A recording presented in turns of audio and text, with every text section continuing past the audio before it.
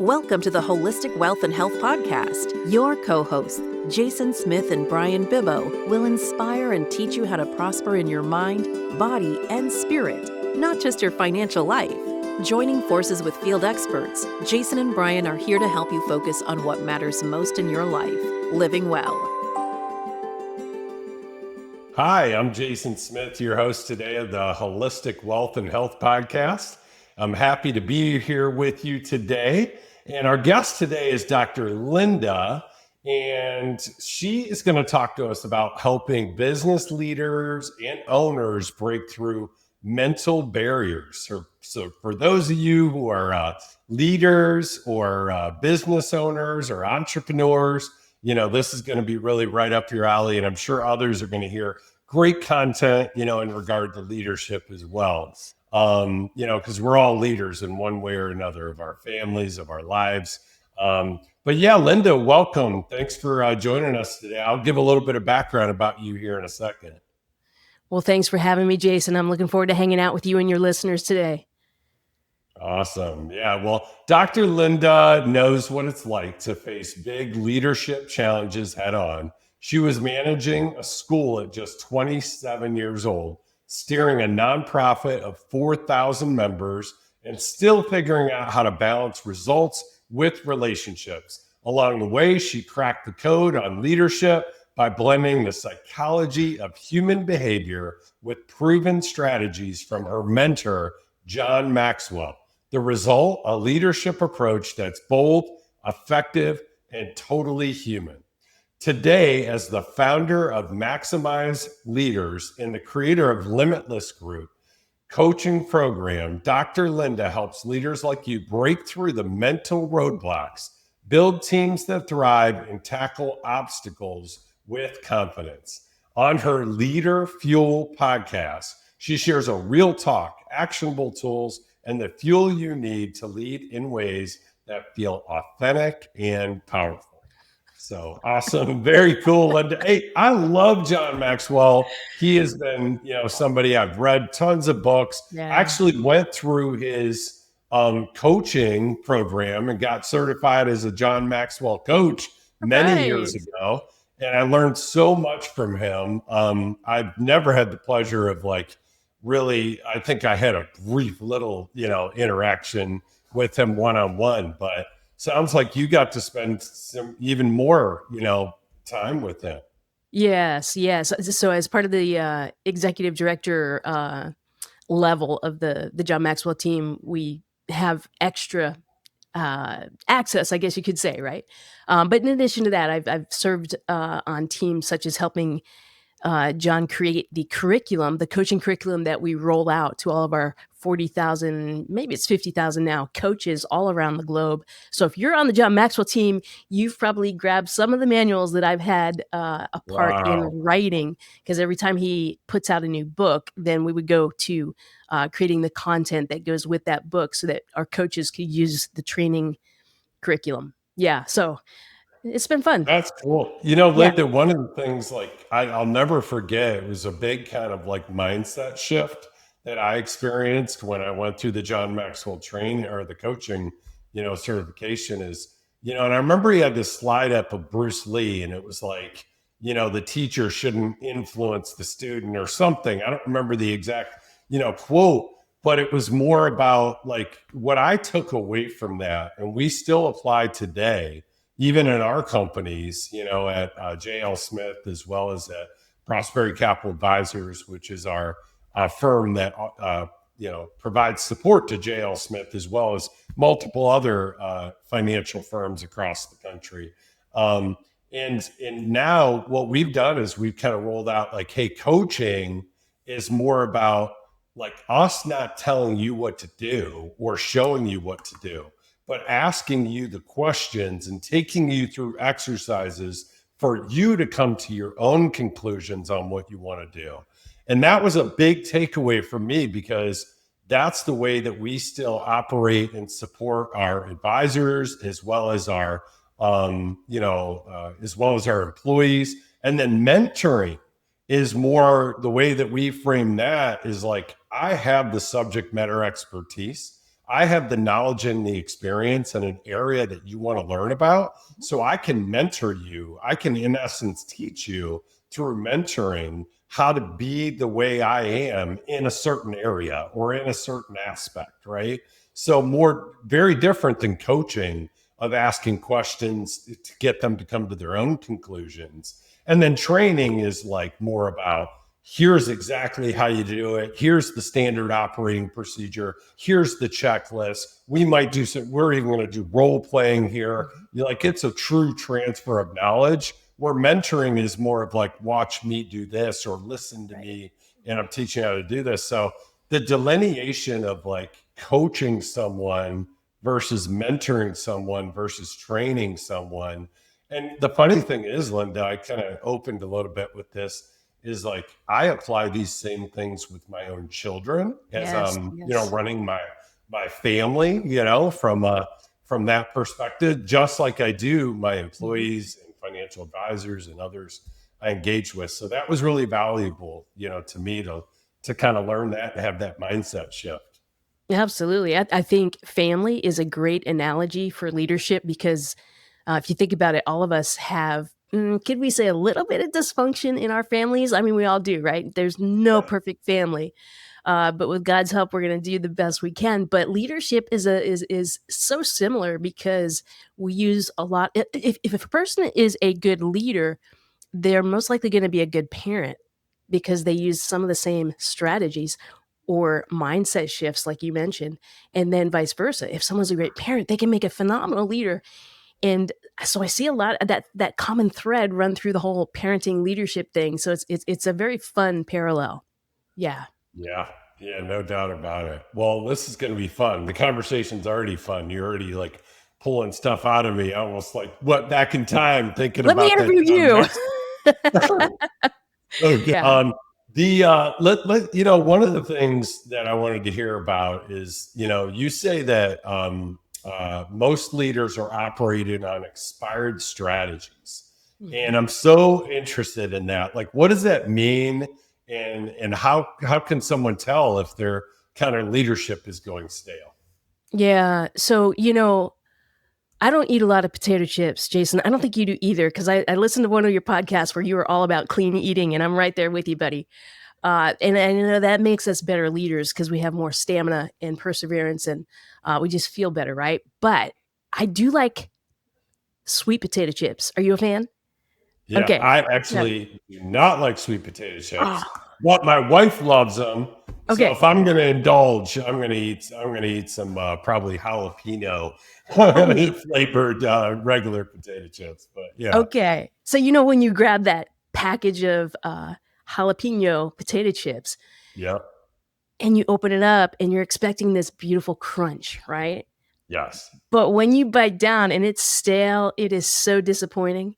Like you yes, just want to just toss the whole thing in the trash, right? And I find that with leaders, especially leaders that have been at it for decades, they've got the tenure, they've got the experience. They look good on the outside. It's like that potato chip bag. It looks so good on the outside. Even when you bust it open, you grab that chip, it looks crisp, it looks beautiful, but you pop it in your mouth and wow, what a disappointment. A bomb goes off and you're like, wow, spit this out. A lot of leaders are like that when they look good on the outside, but on the inside, they got nothing. They're not growing, they're stale. And so that's where I came up with this idea of the never stale strategy. If a leader is not growing internally, we're talking about personal development, we're talking about professional development, then they're going to get stale and they're not going to have that competitive advantage. They might know their industry inside and out, but if there's a cap on their leadership and a cap on their personal development, they're going to get stale and they're not going to keep up. What would be an example of an expired strategy, in regards to leadership, or if you have any? Well, I think any strategy that is not being examined and up leveled continuously. We trust. Was it Bill Gates that said that if you're operating on last year's strategies, you're going to be falling behind, right? And so if we are not continuously growing, and how do we test that? Well, are you doing the same thing you did yesterday? Are you doing the same thing you did last year? Especially now in the age of AI, we have to learn how to even embrace these things. And I know change is hard, but here's a little thing that I do personally, and it helps my clients as well. And I'll just share this with you. It's something that it's a practice that I learned from John Maxwell. Jason, you may have heard him talk about it since you're part of the Maxwell community. He asks 2 questions at the end of every day. What did I love? What did I learn? And those 2 questions, they do 2 things. Number 1, what did I love? That helps me press meaning into what I do every day. It's almost like sitting back and saying, yeah, that was good. I loved working with that coaching client. I helped them move the needle there. I helped them have some aha moments. They were able to converse better with that difficult teammate, etc. So that helps me take joy and feel like at the end of the day, it's been a good day. So I ask myself that question at the end of every day. The second question, though, is gold as well. What did I learn? So what did I love? What did I learn? And every night before I go to bed, I ask myself, what did I learn? In fact, sometimes I do it after every activity. So after this podcast recording, after you and I end our time together, I'm going to ask myself, what did I learn? Did I answer questions in a way that serves Jason's audience? Did I help people move forward? And then could I have done it better? Could I have answered a question differently?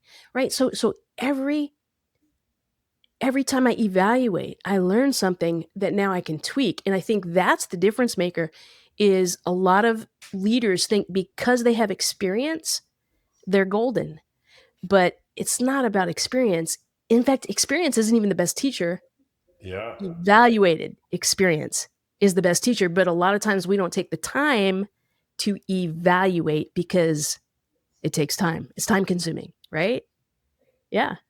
That is really good. Linda, that made me think of is, and this will be the next book that I write, that I've already been working on, but it's a journaling method I've followed for years, and it's evolved, right? But it's a what, who, how journaling method, and I won't share the whole thing with you right now, but I'll just share the what, and the what is what worked and what didn't work, right?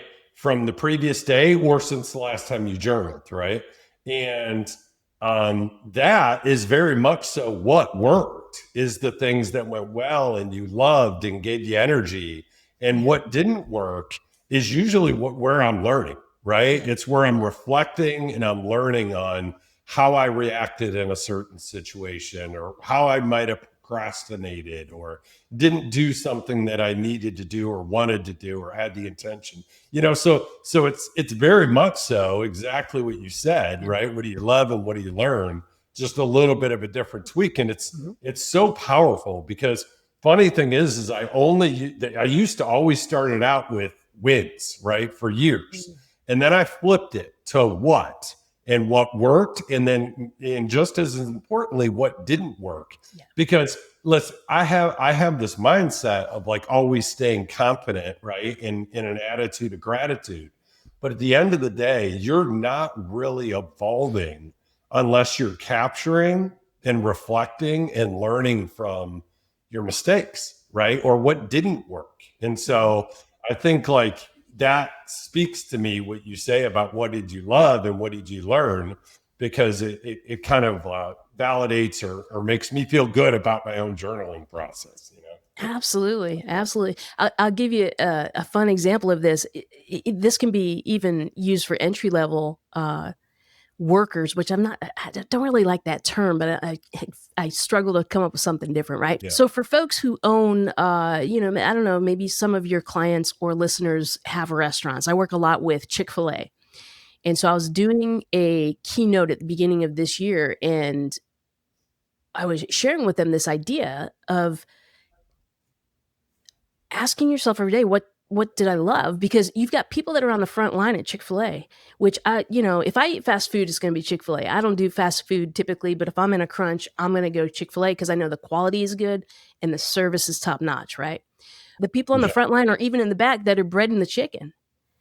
And as a business owner, if you're trying to figure out how do you motivate that person who is just bread and chicken and they're making an entry-level wage, well, help them explore this idea. What did I love? What do I love about bread and chicken? Well, I can look out into the dining room and see that there are people bonding over my chicken nuggets or over my chicken strips. There are maybe a team that ordered chicken nuggets, Chick-fil-A, for their staff meeting today, and they're having an incredible training session or great conversations around that food. So again, it's pressing meaning and being grateful. I'm so glad you brought that up, because did you know, Jason, that if we are grateful and we think about what we've done or who we've served and we become grateful for them, it actually triggers some things in the brain and it helps us become better problem solvers.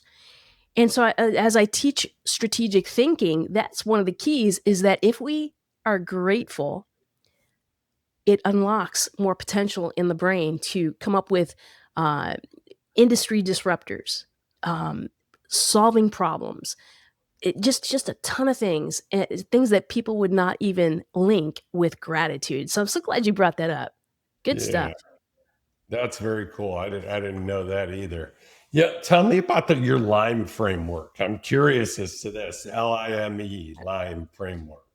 Yeah. So here's what I noticed with my clients over the years is they are so good with what they do in their industry. So for example, I serve a lot of financial advisors. I work with physicians, dentists, lawyers, and they are incredible in their industry. They are top notch, know their industry inside and out.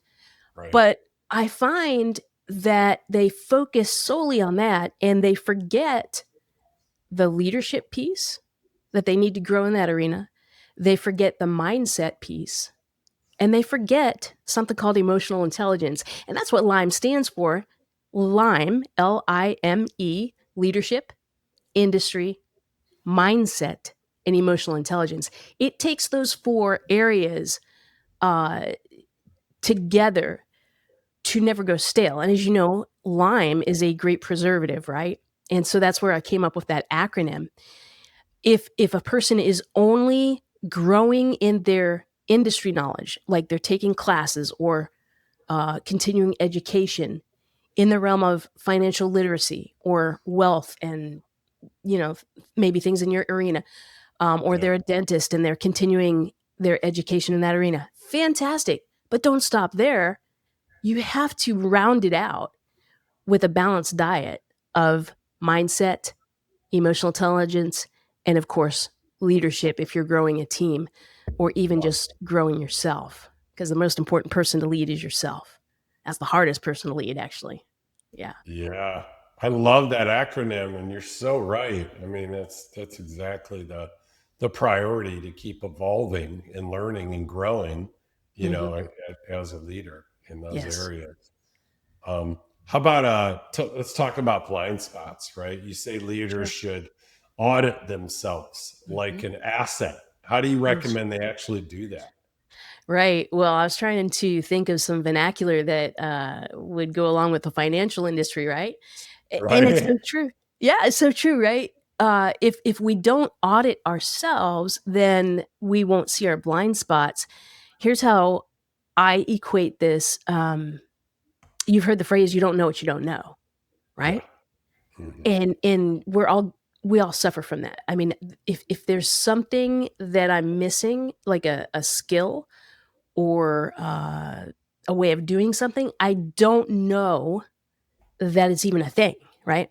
And so we all have these blind spots, and so we have to become really good at becoming aware of our blind spots, and that requires us to ask others, what's it look like when I show up? I'll ask my assistant every once in a while, what's it like being on the other side of the table from me? Or what's it like being on the other side of the phone from me? If she's in a meeting with me, I might say, after that meeting, hey, did I come across too direct? Did I offend anybody? Did I rush through anything? We need to ask the people around us, because here's the thing. I have short hair and anybody watching us on YouTube will see that. And sometimes my stylist cuts it really short.